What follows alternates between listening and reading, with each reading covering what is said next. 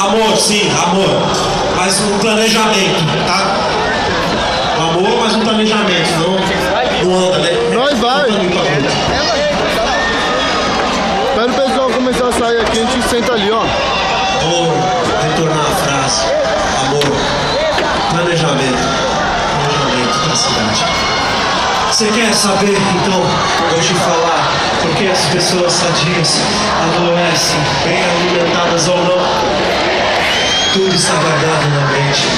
O que você quer nem sempre condiz com o que o outro sente. Eu tô falando da atenção que dá cola ao coração, faz barulho, chorar, sem faltar. Um simples sorriso, às vezes um olhar que se vê da pessoa.